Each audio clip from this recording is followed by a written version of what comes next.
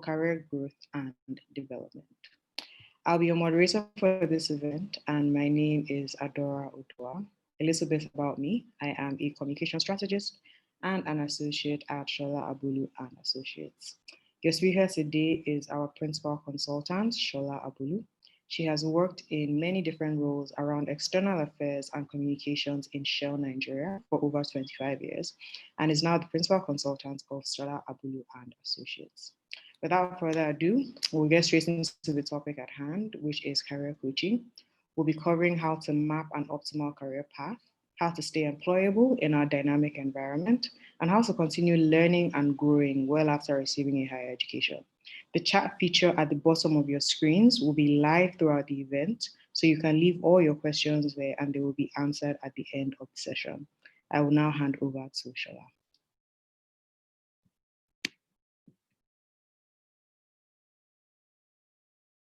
Thank you, Adora. Okay, so I guess we're recording now, right? Okay, yes, I think we are. So hello, everyone, and thanks for coming. I hope you can see my screen. Just let me know if you can see my screen. Are you able to see my screen? Please confirm. I can't hear anyone. Can you see? Okay, you're on mute, Adora. Okay, you can see the screen. Okay, so that's excellent. So, and I hope everyone can hear me. So please put in your chat, if you can hear me, just say yes, if you, and all that. And thank you very much for coming in. Okay, so I'm hearing some, let me see what some people are saying here. You can hear me. Okay, let me not get distracted by the chat. Okay, so today's session is the career coaching session, and thanks to everyone that joined. It's for undergraduates and graduate students as well. It's just for us to have a light touch conversation around, how we prepare ourselves for life after school. We had quite a number of people registered, and some graduates, some undergraduates, although a lot of us are undergraduates. I would like you to please drop some of your comments, your expectations for today. Just write it in the chat so that I can get a sense of, what you would like to hear about.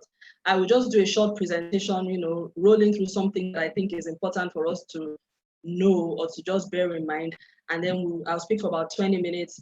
And then by 12:30 latest, we open it up for questions, and then you can ask any question that you like.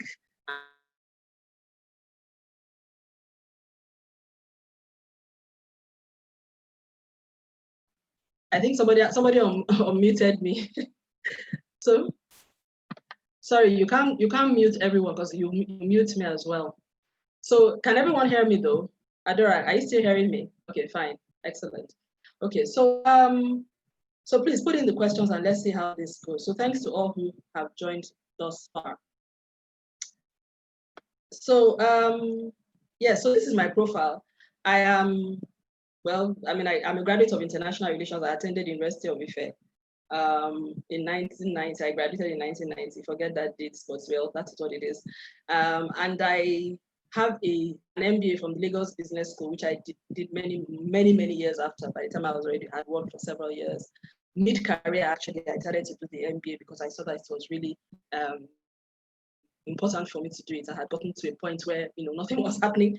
I needed to learn a little bit more. So, and I worked in the oil industry, in external affairs for Shell, which is one of the oil majors. And before I left, I was the communications manager for about 3-4 years.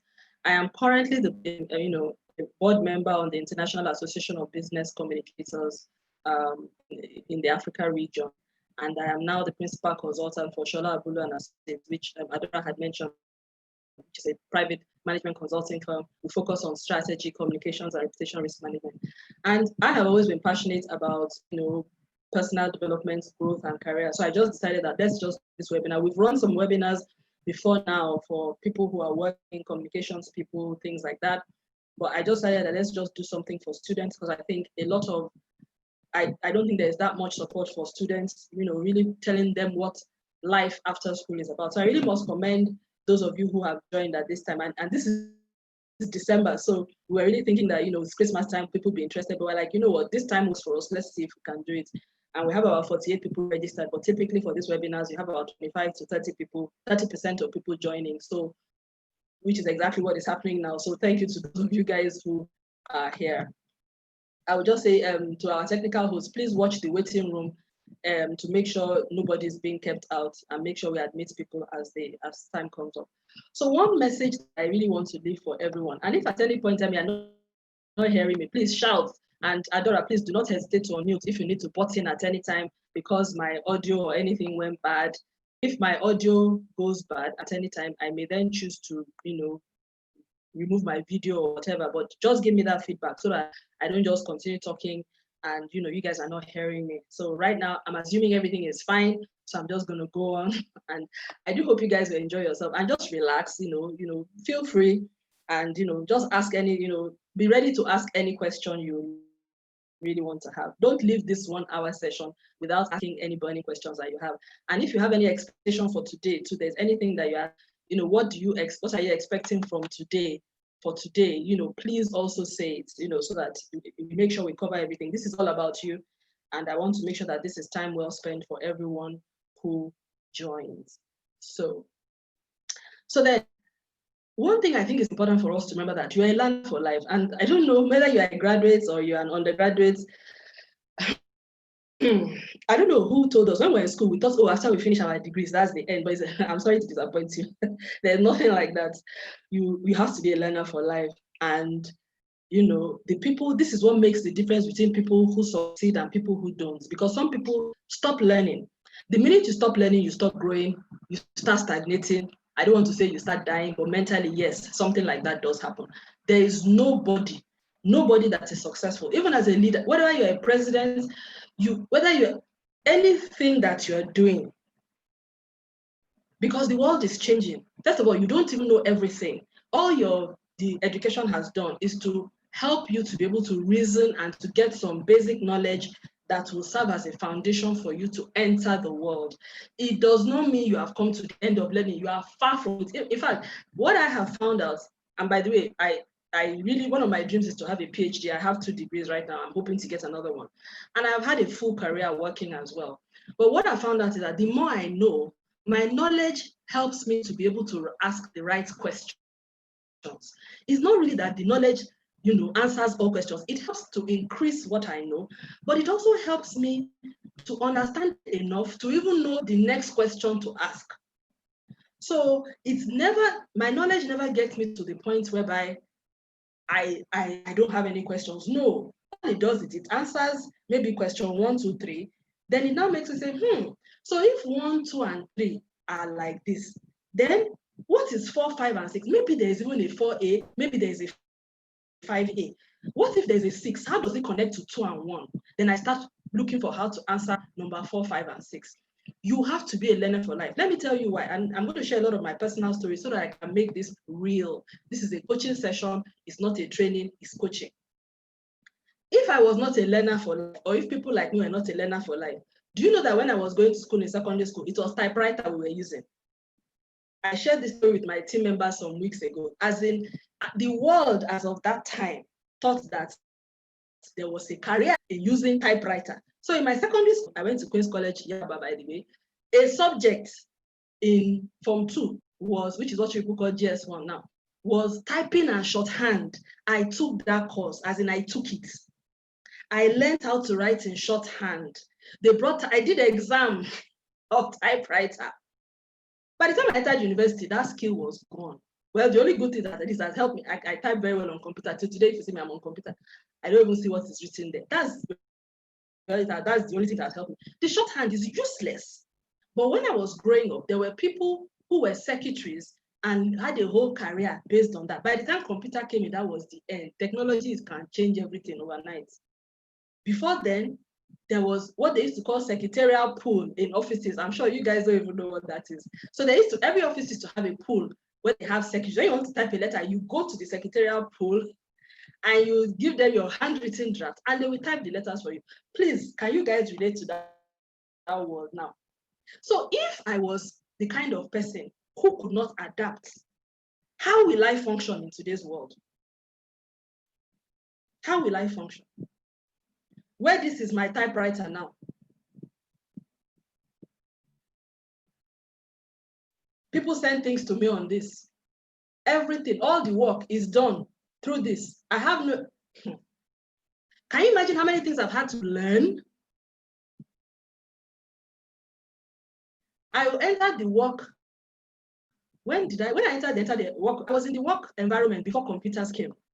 I was in the work environment before email came. Now I am doing a Zoom seminar for you guys on a digital platform. I have had to continuously learn and learn and learn and learn and learn. I am a learner for life. So I am encouraging you to go on that journey. It's the only way. And you guys are going to be living in the world that is going to see a more exponential development of technology and, you know, digital connection. You're already in it. A lot of you know it already. Most of the people that registered for this course, they said they wanted to go into tech and startups and things like that. So you guys know this better than most of us. So this is just to encourage you that, you know, the university degree is very, very useful because it opens doors for you, believe it or not. Anyone that tells you that there's no need for university education is either never been to university before or is lying to you. You know, it is a very good starting point. It opens doors. Till today, there are people that the only reason why they will listen to me is because they know I went to the same university with them, or because I came from certain places. You know, I have seen the difference between people who went to university and people who don't. Please give me the university education. Even if I won't use the degree to work, it's better. Because in a country like Nigeria, you are shut out from a lot of things when you don't have a degree. I don't even care what degree. Let it be Yoruba, let it be physical education, but just get that degree. It's very, very important. Which is not to say that you cannot have a full life if you don't, but there is just a world that you may be shut out of if that is not the case. You may then have to follow another pathway, which is also fine. But then we're all graduates or undergraduates here. So this is just to encourage you. If you're whatever it is that you're going through, don't drop it, don't drop out. Stay on it because there is benefit across the way. So I talk a lot, so I need to keep on checking my phone. So my time. So what next? When you're in school, for some of us may be in school, if you're a graduate, please let us know. If you're an undergraduate, please stay. But maybe when we get to the questions, I can also get a sense of that. What is next? I think the important thing is from now, if you're a graduate, I think it's important to begin to think about what do I want in future? What kind of knowledge do I need to have? What kind of skills do I need to have? What kind of experience do I need to have? What kind of competence do I need to have? And these things are different. The reason why I put own wishes there is because honestly, it's passion that will carry you through life. I know some of us, maybe our first degree, it was condition that made us do it. In some case, maybe your parents. But when we are talking about life after school, it has to be what you want, because you can do the school for the university, for your parents, you can do it for whatever, but career, it has to be about you, because if that passion is not there, it will be tough. It will be tough. It will be tough. As an entrepreneur, as an employee, passion is what will take you through the challenges, the ups and downs, you know, is what will motivate you to get more knowledge, to acquire more skills, you know. So knowledge is what you know, skills is what you can do. There are two different things. Knowledge can be theoretical, skill is hands-on, you know what I'm saying? So like food now, cooking, for instance, is a skill. You don't tell me I know how to make jollof rice. Yeah, show me, please. Let's, you know, how do you make the jollof rice? So the skill is really what you can do. So, and I think people have said that a lot of our university education focuses a lot on knowledge. When you get into the workplace, they are looking for skills. They are looking for what you can do, which is why, you know, I always encourage people, get the university education, get the knowledge, but immediately you come out, start looking for opportunities to get skills. And we'll talk a little bit about what some of those skills are. Then experience is also important. And I think people focus a lot on, oh, I want to get a job, they pay me this and that. For me, it's good to get a job that gets money or whatever. But even if you can't get a job because that's not really within your control, get experience. And there are ways in which you can get experience even through work that is not necessarily paid. And I'm speaking from experience of what I did for many years when I was in between jobs after I left university, before I eventually got my long-term job where I was working in the energy sector. And then competence is when, you know, you can do something to a level that people can then ascribe that to you. For instance, a medical doctor, you will have gone through school as a medical doctor, you will have gone through several levels before you specialize, you now become a pediatrician or a gynecologist. Your years of practice is what then determines your level of competence If you're a gynecologist, how many pregnant women, how many deliveries? Those are the kind of things that determine how many years of practice have you had that will help us determine how competent you are. They are three different things. Knowledge is different from skills. Skill is different from experience. Like I said, experience is about, you've been there, it's not just that you saw it, you lived it. It's the lived in experience. Just like I said, a medical doctor, how many deliveries have you had? And actually in medical practice, they actually ask those sort of questions. So if, for instance, you are a gynecologist, they want to know, for instance, have you handled a cesarean before? Have you done, this type of thing, this type of procedure, that type of procedure? Because until you have done it, you have not done it. So that's what experience is. Experience is something you experience. It's not the same as knowledge. So I see people, they think, oh, because you've left school, it means that no. So you have to get, with all you're getting, the Bible says wisdom, with all you're getting, get understanding. I will say with all you're getting, get experience. And if you will not get people, if you can't find people that will pay you for it, look for where you will get experience unpaid. It sounds funny, I know, but I hope you will ask me more questions about it later, and I'll tell you why it's important. Because like worry people say, at all, 9 bad pass. Okay, what you cannot have is to be a graduate without experience. And if you can't get paid in experience, offer yourself up for paid one, particularly now when a lot of things are digital and remote, and maybe some things you will be able to go physically, and all that. But rather than just staying and not doing anything, look for things that you can do that will give you some sort of experience. Whether you are paid or not is irrelevant at the beginning. I know it sounds funny, but what is not acceptable and what is not in your interest is just sitting and not doing anything. Even if it's volunteering in your church, if it's in their media department or whatever it is they're doing, find something to do that will give you some sort of experience, because you can always quote it. Knowledge, and I was, like I said, I'm speaking from experience. Before I applied for my job, I had been in between jobs. It was all the unpaid volunteering work that I had done within that 3 years. That was what I used on my application that eventually got me the job. And by the way, I competed for that job with people who were working in banks as of that time. But for whatever reason, to God be the glory, I got the job. But that was because I could show evidence that I was doing things, but I wasn't earning any money.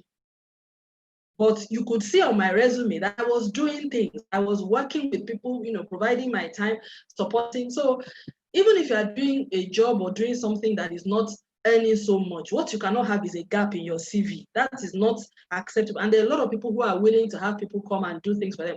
You may think they're exploiting you, but you're actually gaining something, because by the time you are now offering that resume to whoever, or you are now maybe setting up your own business or whatever, you have some experience that you have learned from. Although, of course, you need to be careful about the context in which you place yourself. Make sure that they are credible people and all that, and they can give you the experience that will be useful to you. But it's an option that can be considered. So knowledge is also about, what do I know? What is my professional background? What is practical versus theoretical? I've talked a bit about that, so I don't think I need to talk too much on that. And then what skills do I have? So again, I've talked about the skills. And skills, even though I have some skills written here, these are not really things you go to school to learn per se. Some of the things you learn in school, but a lot of it is about what you've learned by doing. So if you learned it in school, fine. But even if you didn't learn it in school, you should very well get it out there. So things like, your technical skills, for instance, like when I was working, I noticed that like IT, you will see that in IT, I noticed that even though people studied IT as a whole, you would notice that people were different, were better at certain things than others. So some people, there will be software people, some people will be hardware people. There's some people, even though they are software people, you can find that this one is, there are levels, the skills level of each person was different. And I found out that many times it was based on the interest that the individual took in developing themselves outside of what they learned from school and how they worked on things at home. In those days, what people used to do, when they wanted to learn about computers, they would take a computer and they would break it up and they would check and all that. Now you don't need to do that, because there are lots of videos on YouTube that can show you how to do that. But those are the kind of things that people did to get hands-on experience. Even Computer Village, I mean, the boys in Computer Village, that's how they started before the internet became what it did. So they learned these skills, and we educated people carry our computers to them and they fix it for us. And they didn't go to school to learn it, which is what I'm saying about the skills that you see here. You may pick them up in school, but you don't have to pick it up in school, but they are marketable skills. So communication skills, facilitation, which is more or less what we're doing here, where you organize, learning sessions and you help people to, sort of like discuss and all that. Those are things that nobody will teach you in school, but people learn it. All those people that know how that do MC and all that, from, it's a skill, but nobody goes to school to a school to learn it. But there are people eating from comparing events.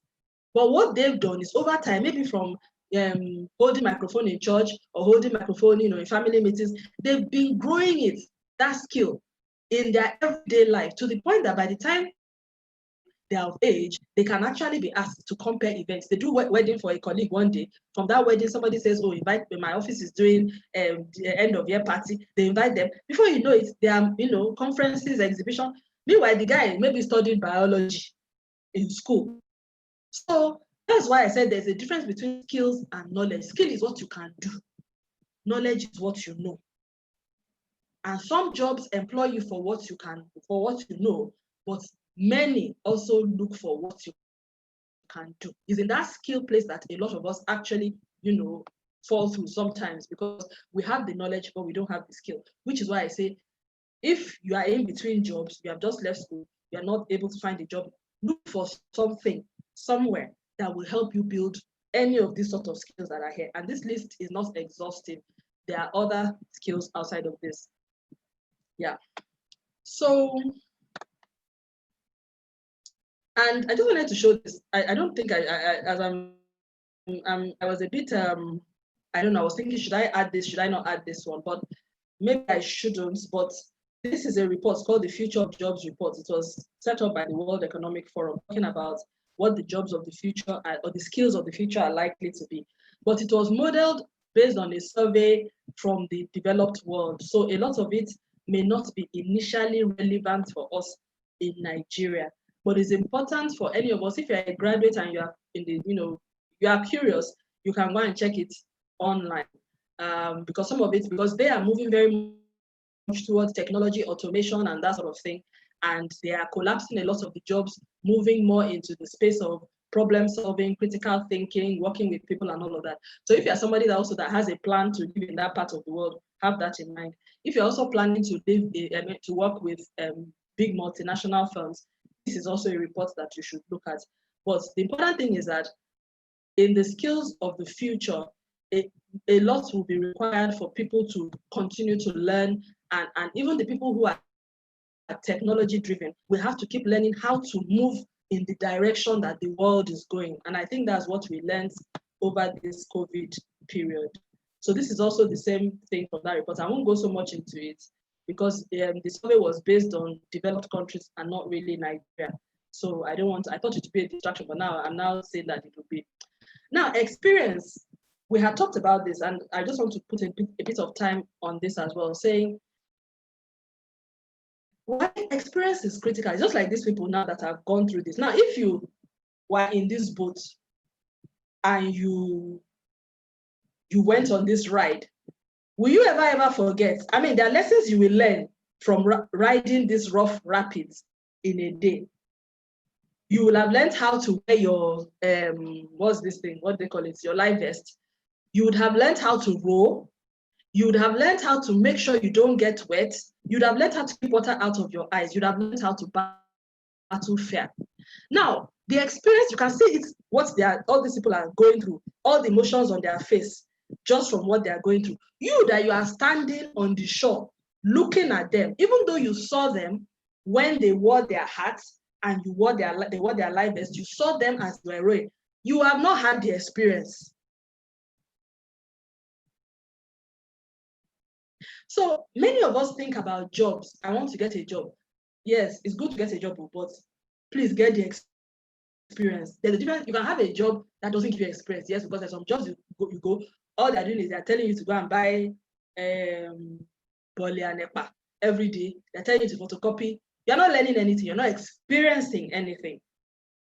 You know, although in those kind of environments, if it's somebody like me, I will still know how I will listen and learn and offer myself up for things. But it's the experiences that are important. So I would rather work for free in an environment where I will be exposed to things than be paid a lot of money in an environment where I will learn nothing. And I am very serious about that. And very much so I'm talking of when I was younger, not even now. Of course, now that would definitely be the issue, but I'm saying when I was younger, because at the end of the day, by the time the real dream job comes, it is the experience that takes you through. It is the ability to do things like these people. Because by the time people now tell you, oh yeah, because this is what happens when you get a job, when you go into the work environment, people will just take these dingy boats, give it to you, throw you in the boats, give you the life vest, give you the OA, and tell you to lead everybody through. At that time, is that when you now start telling people, actually, I have not, I don't even know how to wear a life vest. There are some jobs that give you the opportunity to learn, if it was a trainee job, but there may be some jobs that they just expect you to just enter the water and start rowing.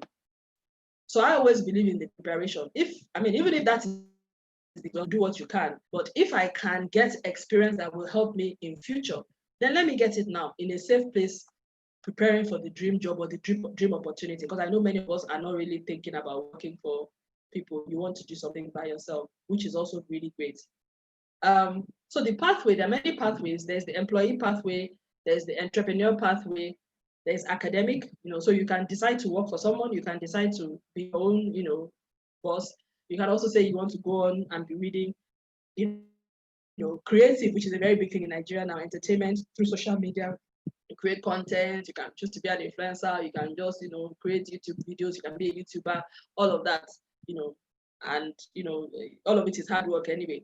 And you can also do the volunteering thing, which is what I said earlier. I did that a lot when I was in between jobs, where I volunteered and I did certain things, and then I got the experience, and then by the time certain jobs then came, I was able to compete for it because I had learned, even though I wasn't earning money and it wasn't funny, you know what I'm saying, but at least I had learned and I had grown, and it was able to take me where I'm going. So all these are relevant pathways, but each one has its own challenges, but from what we saw, I saw a lot of us are actually thinking of tech and startups. So that's really something that you can work on. And for the tech and startups, we know that there's a whole ecosystem around that.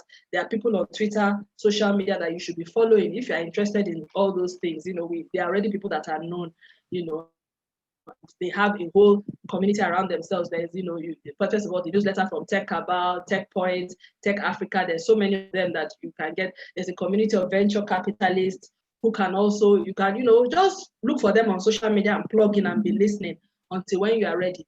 Getting into those circles too, you can find people who will be willing to go into partnership with you, and all that. So these are all different pathways that we can take. And I'm hoping that everybody on the call can locate his or herself in either of these pathways. And if there's anyone that I have missed, please let me say also that, okay, I have missed one, then we also know that would be useful. And I think one question we need to ask ourselves is that, as we move on, whether you are an entrepreneur, whether you are an employee, what competence do I have? Am I competitive? What do I excel at? What differentiates me? My own personal observation has been that, and this is what I have tried to do in all of my life, I try to differentiate myself in everything that I do. I really, really make sure the first thing I do is, if I come into any context, anywhere, and people who work with me know this, I look at what nobody's doing. I will first make sure I understand what's really going on. Okay, this is, I will learn and I'll be quiet and all that. But where I always spend my energy is in what other people and nobody's doing. So that by the time I'm doing it, people will say, it will be so, man, this Sola, see what she did. Yes, now, because what I did, nobody was doing it.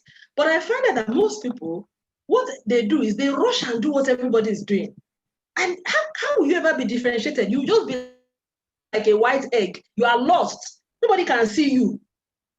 So you have to try to be the golden egg. And the only way you can be a golden egg is to find out what you excel at and then do it. What do I have passion for? Everybody has something. For some people, it may be how you bring people together. For some people, it may be how you communicate. It may be how, it can be anything. You're very good at coming up with, you're an ideas person. But whatever that it is, find a way to make sure you are so good at it that everywhere you are the golden egg. Don't blend with the crowd. And I don't mean, some people try to differentiate themselves by being, how would I say, nuisance or, aggravating people. No. I'm talking about positive differentiation here, where your uniqueness of perspective, of value, of whatever you can bring it forth. And even in your class, in school, there are people that we knew for certain things, In my MBA class, there were people that we knew who were very, very good with numbers. We knew them. So when there's a challenge about numbers, you go to them. There's people that we knew that they were very good at speaking. So those are the people that, and it's just something. So every one of us has to know what we are good at so that we know how to bring ourselves up over and above. You can see that in this picture, what is standing out is the golden egg. Whereas it's not that because it's golden, it's standing out because every other egg is white. Yes, I know I'm out of time, Abby. So grow, and I'm almost there. There's 3 more slides now. And this is a model that we use for coaching. When you're at that point, you want to know what's ahead of me. It's about your goals. You look at your goals. What does success mean for me at this stage where I am? What is my current reality? And that one is only you that can. This is a very personal thing. You have to really know what's going on with me now. What is my own situation? This is a personal thing. You can't use other people's timelines to walk to your own timeline. And then what are the opportunities that I have, and what's action plan? What's the way forward for me? I think, for someone like me, I don't think I did a lot of that when I was in school, but I think as you leave school, it becomes more important. Some of my classmates then were very forward looking, and they did all of this while we were in school. And of course, by the time they left, their path was quite whatever because they had done a lot of thinking. For some of us, I was just doing it half and half. Either way, well, find your rhythm. But the point is that the sooner we all become a bit more intentional about our future, the better for us. It happens to some of us earlier than others, but it's all good. Eventually, we all find our own way. So so think and plan ahead. And I know a lot of us have been out of school. ASO has been on strike. I know that's so frustrating. When we were in school then, that was when all this strike matter started. And I think every year when I was in Ife, there was then it was riots. There used to be riots. Government to close down the school. It wasn't so much ASU strike. ASU strike started after I left. But every year we were closed for about 2-3 months. But somehow we come back, they will rush us to exam, and we still graduated. So I still graduated within the 4 years. It was after I left that this whole 1 year delay, which can be quite frustrating. But what I would say, and which is why some of what we've talked about earlier, is use the time. So what we talked about skills, knowing fully well that even that degree is only going to get you knowledge to some extent. What you can do, and I've seen a lot of students have been doing that over this period. You guys have been so fantastic. I mean, I've seen people take up journalist jobs, YouTubing, so many things. It's very, very important to do that. There was a guy once, and I think I'll end with this story. There was a guy who we recruited as a graduate. So they brought to me a list of people when I was working in my former company, and there were about 6 names, and they told me to shortlist the people that we will bring on. And all of them, I didn't really like the course that they did. I didn't think it was relevant to the job that we were recruiting for. But they told me, they said, Shola, this is the list you have to work with. There's no other person. We're not going out again. You have to choose. So I was forced to look at the CVs.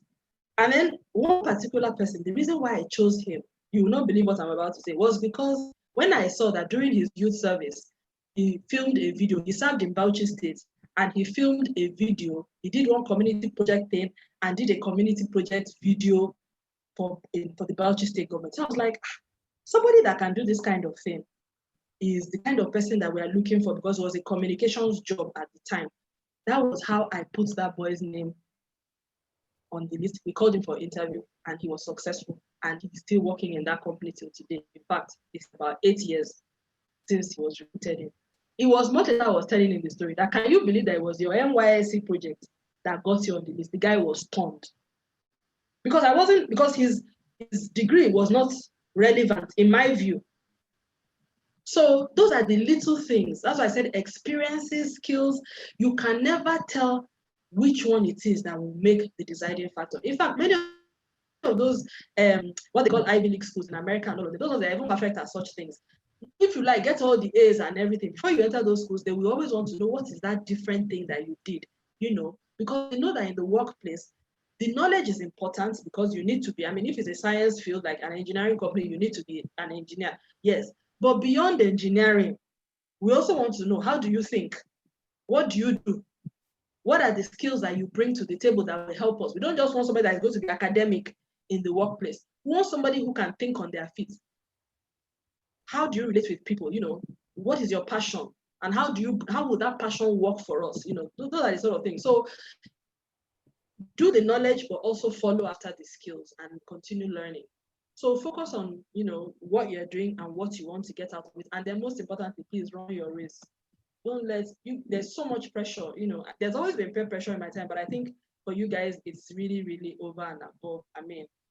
It's just a whole lot of crap because life is, is ups and downs and it's different from different people. But the one experience for me that really brought this home for me was when I was serving. Okay, not when I was serving. In my first year in that company, when I was working, I was about 28, 29 then. I met this guy who was exactly my age, but he had a delay in his career in school. He had problems and everything. So he didn't graduate on time. So while me, I had spent like how many years in the workplace, this boy was doing his youth service. The gap between me and him was so much then. But eventually he finished his youth service and then, he went on to another company, worked for, I think, Guinness or Nigerian Breweries, all of those, whatever. I'm telling you that today, there's no difference between me and him. As in, I can't even open my mouth to tell people that, oh, this guy, do you know that I actually, even though we're age mates, this or what, because he really had problems in school. As in, I think by the time I left school, I had left school for like 7 years before this guy even entered. But everything has evened out now.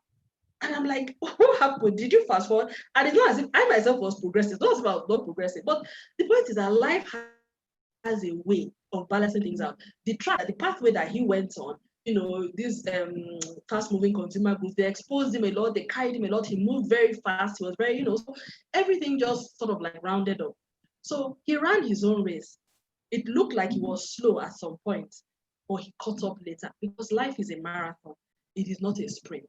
So it's not about how you start, it is about how you end up.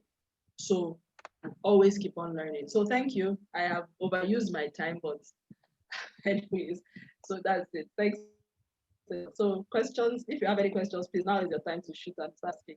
I hope you have not been, for instance, all these people that are doing, like startups, whatever it is you're doing, even if it's more you are selling, do you understand? You need knowledge.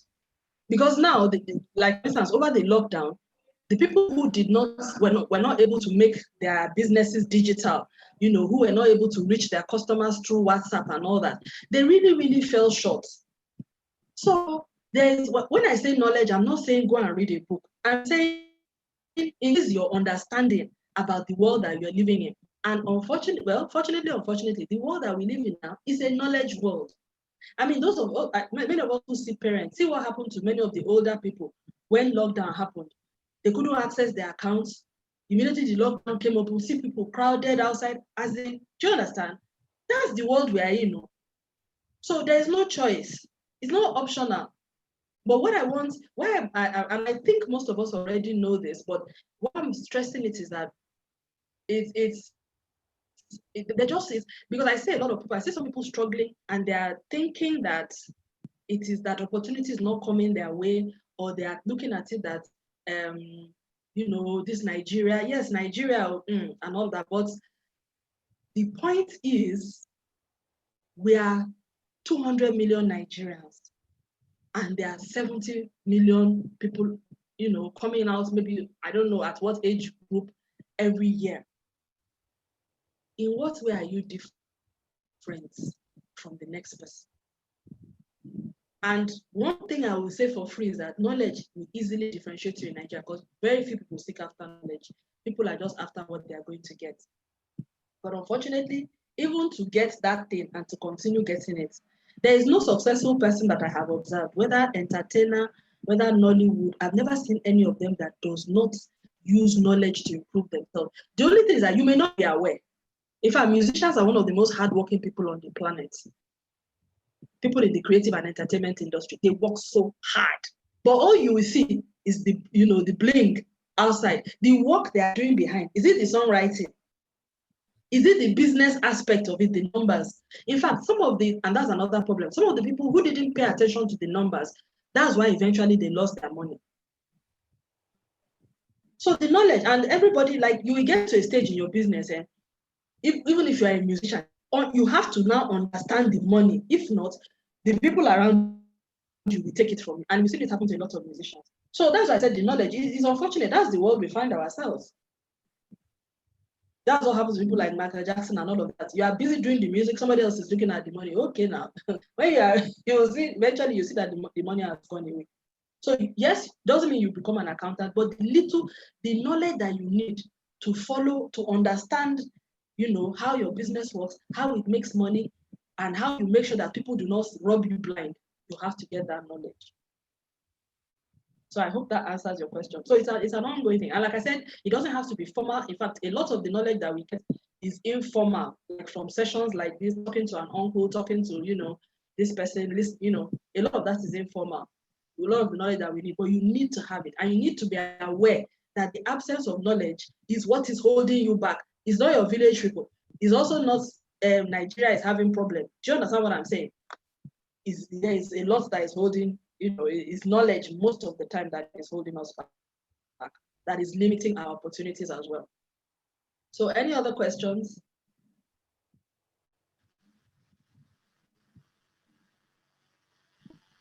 So from the chat, we have a one of the questions was, is it possible in the Nigerian climate to have multiple jobs or multiple hustles? Because we hear that a lot, you can't have just one stream of income. But how does that then affect, your capacity to gain useful experiences when you're kind of like looking for how to make ends meet and things like that? Do you lose out by having multiple jobs, or is that something you would recommend? Well, it depends. It really does depend. And which is why when we talk about this knowing your own reality, that's thing that slide that I showed, it depends. There are some, it really depends on your context. So what is my current reality? We all, in fact, one important thing in life is self.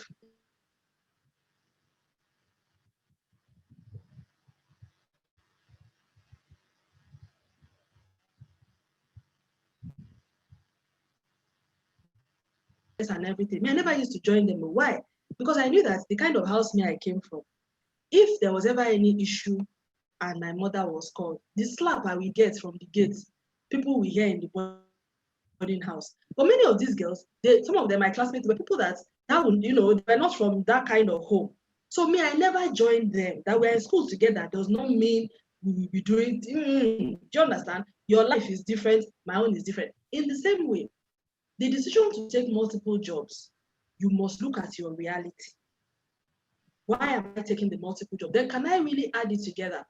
There's some jobs you do where you really cannot add other jobs, and it's a conflict of interest for you to be adding other jobs. So you have to think about it very, very carefully. And then don't take on more than you can handle, because again, I think you won't say because you want to make ends meet, you then take multiple jobs whereby you're not delivering value to the person that is paying you, but you say because you want to make ends meet. It's also not ethical. So for me, that's why I said that it's not a question I can answer just like that. You really need to just know, but if it's part-time job, of course you can. But if you have a full-time job, you really need to be careful about what the side hustle is. Better make sure it doesn't conflict with it. And some people do. Do you understand? You have to be really careful, because I've also seen people in the process of trying to do side hustle, you now lose a paying job that is actually better. So many of us, if you get a good paying job, face it, but like I said, it's difficult. So some people, they'll get their wives or their brothers or their sisters to run. You really just have to balance it. It's not something that I can tell you, oh, do this or do that, but you have to look at your own context and look at what is possible for you.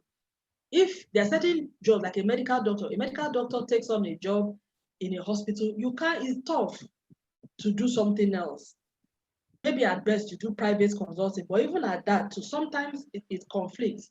So it's a bit difficult, but I would say if it's part-time, yes, you can do part-time, many part-time jobs. With full-time, it's a bit limited. And like I said, I've seen people who in the process of trying to join side hustle with full-time, they get into trouble. So you really have to make sure that whatever it is you are doing, if you have a full-time job, that there is no conflict. When your employer finds out, there won't be trouble, because in trying to widen your basket, you may now find yourself in another situation. So having those conversations and knowing what you are signing yourself up for is very important. And of course, the easier way to is also to go into business. Really, if you want to have your time to yourself, then be flexible, So we have another question, which is, can you use your experiences that you had before your university degree in your resume? You said what? Sorry? Can you use experiences you've had before your university degree? So before you've completed your degree, can you use those? Absolutely. Anything you have done is important. Anything that is, if you were, and me, when I was, in short, anything you've done. In fact, if you were even doing this when you were in school, man, power to you.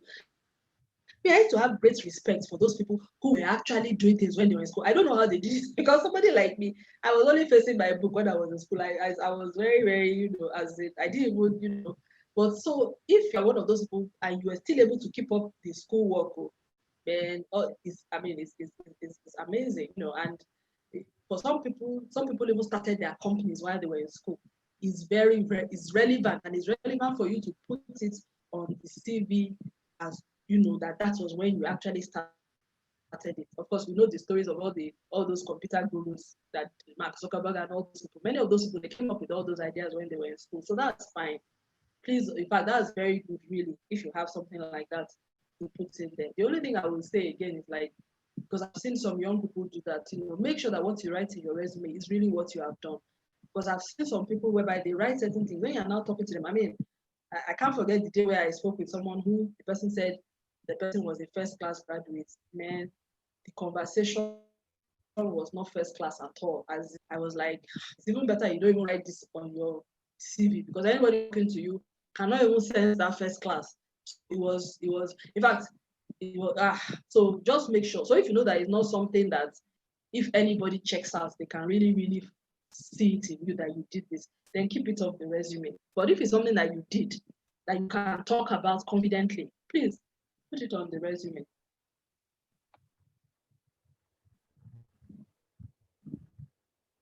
Yeah. Okay. Any other questions? Thank you for that. So we had a question. I lost it, but it was about experience. I think, how do you go about finding experience? Because again, being institutionalized, you don't really know what's out there in the work environment. So how do you really know what experience is relevant and what experience you should be gaining? How do you source that experience? So it's true. You can never really know, which is why I always say follow your passion, because you cannot lose when you follow your passion. Because what it then means is that, first of all, passion draws people. That's the funny thing. So I personally believe that there must be a way God gave all of us passion for a certain reason. We just may not know. And what I found is that when you have passion, that passion propels you to do things, and it also draws people to help you in doing that thing that you are doing. So just follow that passion. Eventually, like someone like me, I studied international relations, and my parents wanted me to do law, and I didn't do the, I didn't I when I saw that there was a job, a course called international relations, I was like, man, this one sounds better than law. So I changed my JAM form then, and I went to do it. And then my mother's relatives were very upset that some of you that you did so well in school, 5 A's and all that, how can you go and do this kind of course and everything? And they were always, me, I was never ashamed. And in those days, it was either you are a lawyer, doctor, but I felt international relations. Don't you know? I was so fascinated with a course that is teaching people how to relate with people. So I never had that complex. I wasn't even, as in, I was in school, in my classmates were law students. I was, when they're talking about their law of thought, equity, all those things, I would be listening. It didn't bother me anything. But that passion is what propelled me throughout. As I left school, I liked writing. I started, I always offer my services free. And because I'm so used to this offering services free, that's why also, it's very easy for me to do a webinar, a coaching something, and say, everybody come, just come and learn, because that's what I've always been doing. I've always, just put myself forward. But looking back now, no regrets, and a lot of people who studied certain courses for their parents, yeah, they've had to take another route to eventually circle back to their passion. So I would still say, follow your passion. That's what I would say. You can do the degree for whoever, if you're already in school, finish it, because it's a starting point. Like me, I thought I would never go back and do. If somebody had told me when I was in school that I would go and do a business degree after, I would say you are on crack. There's something wrong with you. But as life went on, and I saw that I needed something a whole lot more, many, many years later, in fact, 18 years after I left school, actually started it 16 years after I left school, I went back and did a business degree. And it was one of the best decisions of my life. So, just follow the passion. And if you get to a point and your path seems to be taking you in a particular direction, don't be afraid. Just follow it, I don't know if that answers the question. Thank you for that. I think our last question should be rounding up now. So in terms of experience, how and deciding what to put on your resume, what is the line in terms of relevancy? So for example, if you held a post in your fellowship in church, is that something that you would put on your resume? Or how do you decide which experience is relevant, which experience should I leave out? So good. That's a very good question, because actually you're supposed to have a draft resume, but you're not supposed to use that resume for everything. And that's a lot of people make that mistake, whereby you just have that CV, and then anybody asks to send your CV. No. So there's if you know that there's a particular role, you need to tailor that CV to that role. So you will have the standard one. There are some things like, if it's one maybe like your uncle, somebody is asking you, the person doesn't have a job in mind. It's just saying, I want to see what you have done. Yes, send that standard one. But if they are telling you, I have a particular job in mind, let me have a look at your resume. Ask the person, please, can you give me a bit more detail about the job? And then check your resume again and look for what is relevant. Of course, your education, all those things must be standard, But then you may now need to look again and see whether some of what you have there is relevant. Some things need to be taken out and some other things put in. So the resume is not, and that doesn't mean you should fake and lie. I always tell, no, because I tell people, I say, you lie on the CV, you will lie to do the job too, because nobody's going to, you understand what I'm saying? You're not going to be employed, and then I will now employ another person to do the work that we've employed you to do. So you better make sure that what's on your CV, you have actually done it. And what it means is that if somebody brings you into that situation, you can do it without the person having to look over your shoulder. And if you don't have any experience, it's also okay to say that you don't have any experience. But the only thing I would say, because I look at it and now there's so many people looking for help in so many things. I think the problem is just that, the payment aspect. And I think a lot of people now don't like to give things for free because they think, they are using them. But for people like me, it's work too. I did a lot of volunteering. I still volunteer up till now. But when I was younger, for 3 years straight, I was working, volunteering, and I wasn't being paid off. The place was very near my house, so I wasn't paying transport. I was working, because you can't go and volunteer somewhere and be paying transport when they're not being paid. But I was doing work. I was writing. I was editing books and things like that. So it was on my CV. So if the point is have something on your CV, be doing something. So yeah. So yes, the CV should be dynamic. You should have a standard one, but the church one, like I said, there's some jobs that it may not be necessary. But again, it depends. For instance, if you are somebody that organized the experience, hey, please want this to be on your resume. Do you understand? If you were, so when they say church, it just makes it look as if church. Church, there are many things, there's some things people do in church these days. If you are part of a humanitarian program that was feeding hundreds of people, it's a relevant thing now. That one should be on every CV. So the way you will write it, you will say, we were part of, I was organizing the whatever for the Feed the Women program, where we reached out to 9 local governments in Nigeria or in Lagos State. We catering to 30 meals per day, this and that. You now talk about what you did. So that churches don't, because church does a lot of things. Church does projects, church does program. For instance, if you were working for Dove TV now, you're part of the production team. Man, that's a relevant experience. If you are running the social media handle of your church too, that is also a relevant experience. Forget that it's church.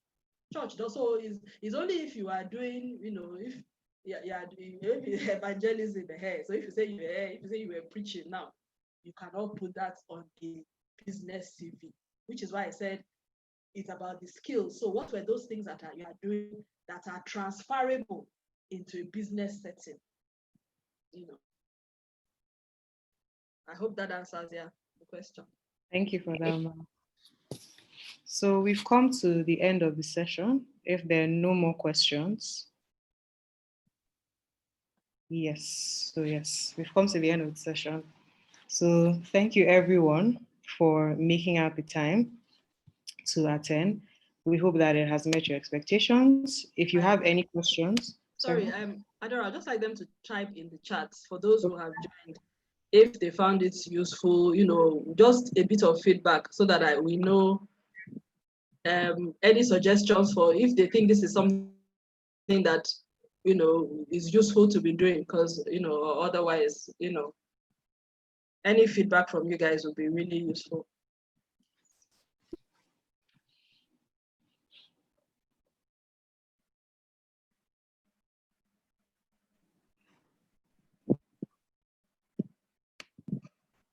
Okay, back to you, Adora.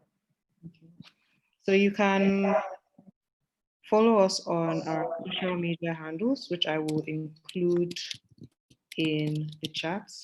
It's the same on Instagram and Twitter. If you want to continue to be part of the conversation, we create content around professional development, giving you context and insights into not just, our local workplace, but, global context in terms of the skills and things that you should be having. So please make sure to give us a follow. And yeah, we hope that this was an engaging session for you. And we hope to see you again in the future. Thank you very much. Thanks, everyone. Thanks, Adora. Thank you. Still, I'm including. So those are our social media handles at SAA_consult on Twitter and Instagram. Sorry, I spelled that wrong. You can also find us on LinkedIn as Sola Abulu and Associates, and also on Facebook as Sola Abulu and Associates. So thank you, everyone. Thank you. Thank you.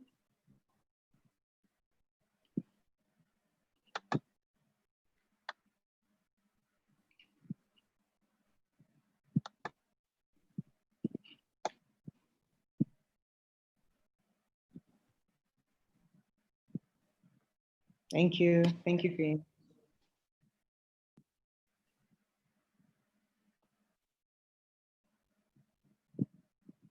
Thank you, Blessing. Thank you.